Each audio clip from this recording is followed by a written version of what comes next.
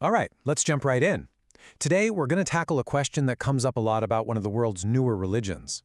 It's a question that's all tangled up in history, geography, and theology. And by the end of this, you'll have a super clear answer. Okay, let's get into it. So here it is, the big question. Is the Bahá'í faith a branch of Islam? It's a really common point of confusion, and for some very understandable reasons that we're about to explore. And this isn't just some abstract academic question. It actually pops up in day-to-day life. I mean, check out this real-life example. A Bahá'í is fasting, and someone else, totally reasonably, assumes it must be for the Muslim holy month of Ramadan.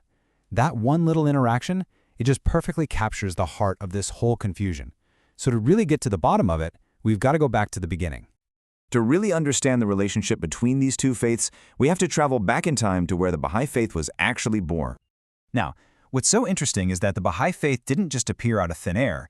It grew out of 19th century Persia, which is modern-day Iran, a society that was deeply, deeply rooted in Shia Islam. So you can see right away why people connect the two. This shared birthplace is the #1 reason they're so often linked, and the whole environment at the time was just charged with this unique spiritual energy. At that time, there was this widespread, intense feeling of messianic expectation. Basically, a ton of people, not just within Islam, but in Christianity and other religions too, felt like the time was ripe for a promised spiritual guide to appear. This created like the perfect fertile ground for new religious ideas to take root.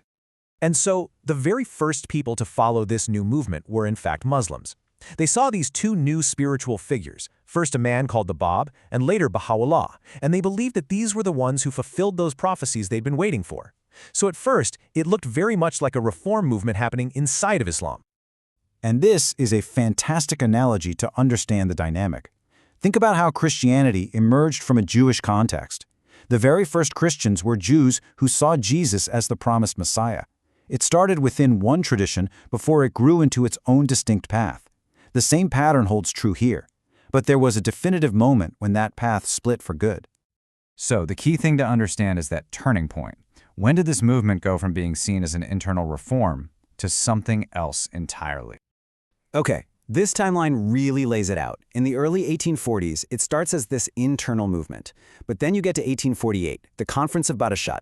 This is the big one. This is where everything changes, and that pivot eventually leads to it being recognized as a fully independent religion in the early 1900s. Before this conference, the followers were working to reform Islamic beliefs and practices from the inside. But at Badashat, a new and independent religious dispensation was declared, right out in the open. This was the symbolic line in the sand, a clear statement that this wasn't about changing Islam anymore, but about revealing something completely new. So now that we've established it became its own independent thing, what exactly is the Bahá'í faith on its own terms? Well, it's defined by 5 core attributes. Like its parent religions, it's monotheistic, believing in one God, and it's considered Abrahamic. But crucially, it's also independent, with its own unique teachings. And those teachings have given it a worldwide scope, establishing it as what's known as a revealed religion with its own divine message. Central to its whole identity is this idea of progressive revelation. This is the belief that one God reveals his will through a series of divine teachers throughout history, people like Moses, Jesus, and Muhammad. Bahá'í see Baha'u'llah as the most recent of these messengers, bringing teachings for our modern age while honoring all those who came before as part of a single, unfolding divine plan. And this is so important because it's what makes it fundamentally different from a sect. A sect usually just reinterprets the laws and books of its parent religion. The Bahá'í faith is not a reinterpretation. It has its own founder, its own distinct holy books like the Kitab-i-Aqdas, and its own global administrative system. And that independence has led to an incredible global reach. Today, the Bahá'í faith is present in over 200 countries and territories, which makes it the second most geographically widespread religion on the planet, right after Christianity. That's huge.